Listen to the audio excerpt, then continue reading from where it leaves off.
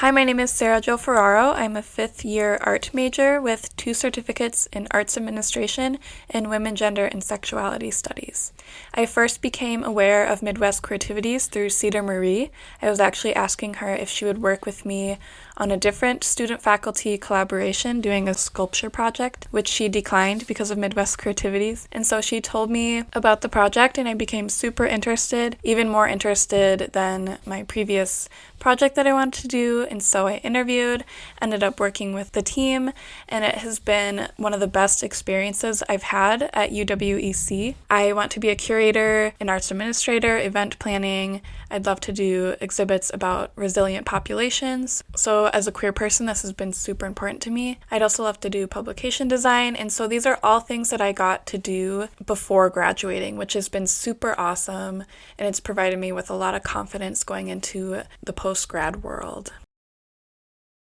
Hi, my name is Adam Yarish, and I'm a senior in the Critical Studies program. I was approached by Dr. Turner after getting to know her through an English class. I didn't have much of an idea about the project we would be working on, but nonetheless, I was excited, humbled, and a little nervous.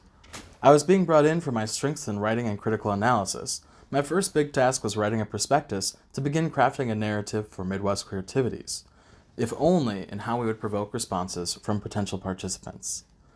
It was difficult to draft questions that solicit organic responses. We, as a team, had decided that it was important to be extremely open-minded. We wanted to explore identity in a way that gave the spectrum of identities we were approaching the opportunity to represent themselves as they exist. It quickly became clear to me that being a co-curator of Midwest Queeritivities would be a role that relied on my academic skills as much as it relied on my creative skills. I found myself working as an editor, salesman, photographer, art installer, speaker, marketing specialist, event coordinator, grant writer, and design consultant. And yet, I rarely felt like I was really working, because my efforts were always rewarding.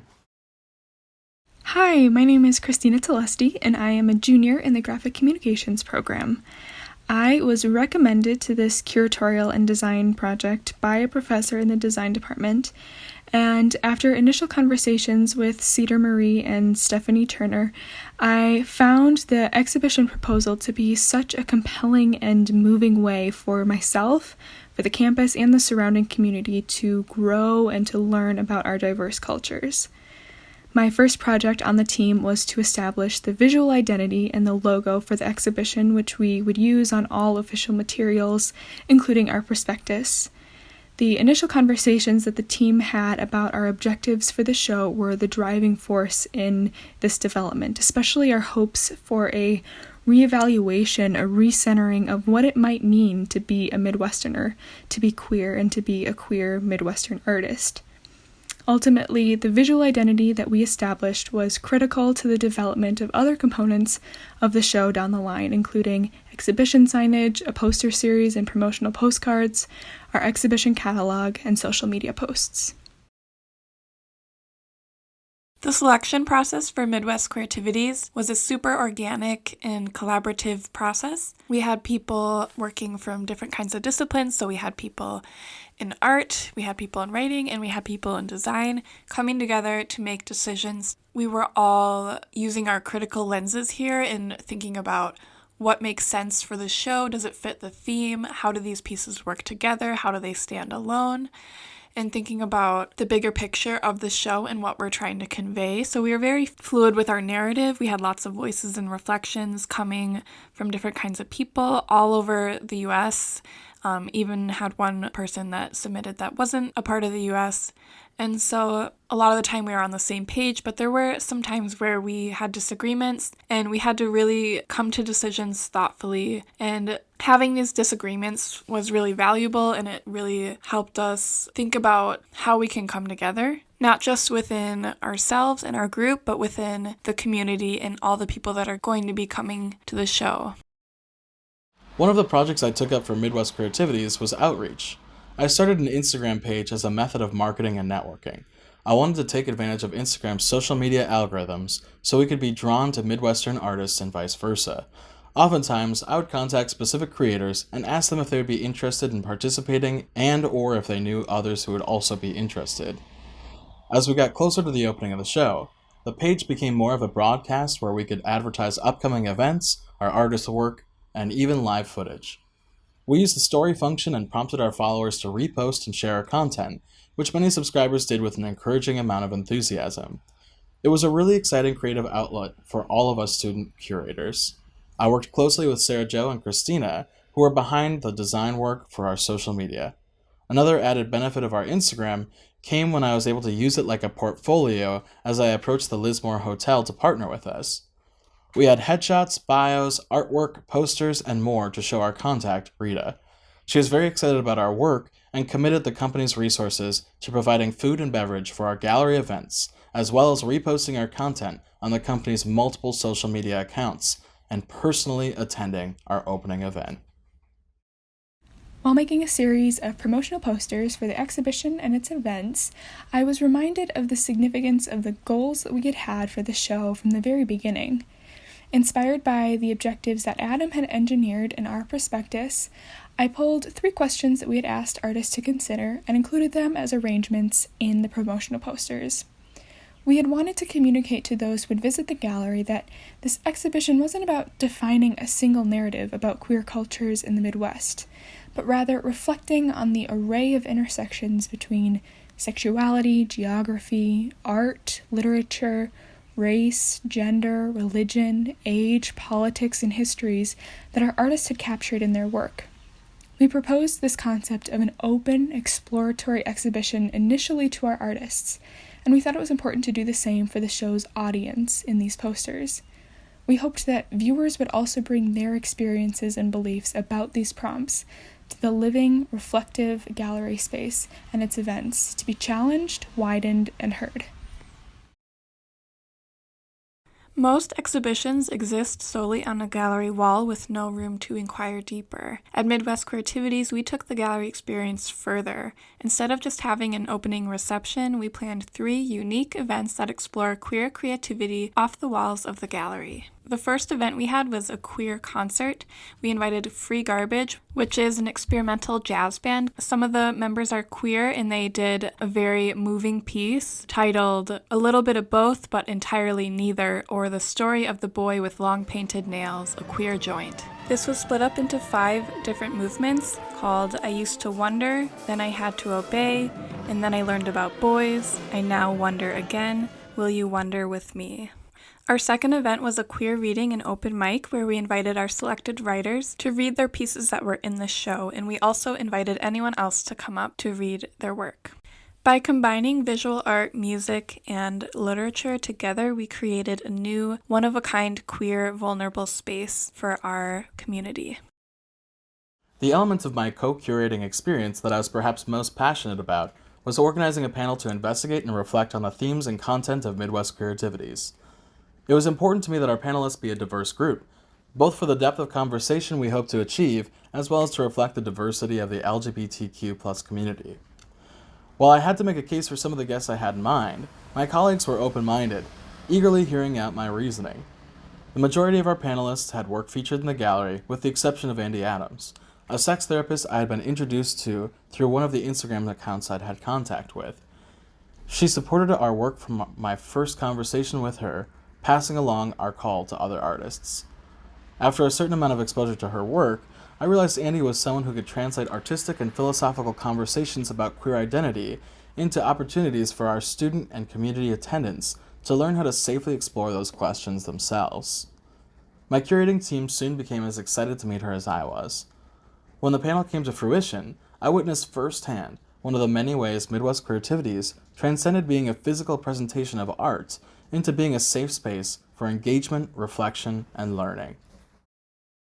To display and preserve the exhibition's art, literature, and accompanying artist statements, our team collaborated to design, edit, arrange, and release a 44-page publication.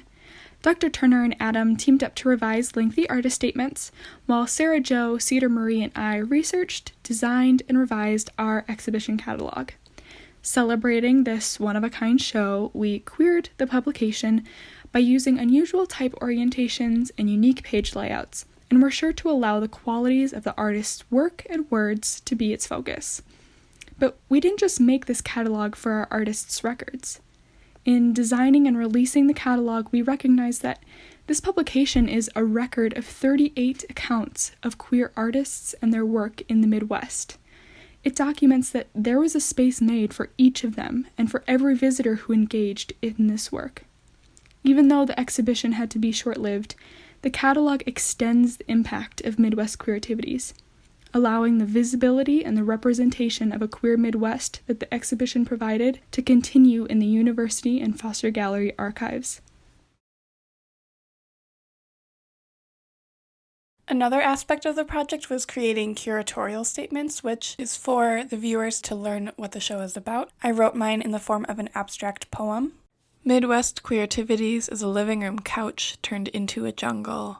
Red ribbon hybridity, acceptance, bone flower, blood moon, transfixion, existence, a hole in the wooden floor, lipstick stains, ripped, raw sky face, reflective, furry, and moving, utopic multiplicity, wallpaper seeping into skin, hues of pink and red, cross-species disassembled, reassembled, glowing amalgam, purple cotton in the woods, river stimulation, stuffed isolation, steamed, flowers growing out of shadows, sun, set, non-conforming, subversive, performance, picking, blooming rebellion, lithograph kissing, community wailing, exploring, omnipresent, homegrown magic, multi-layered fields, bare backs, torn paper, figurative seduction, synthesis, abandoned abundance.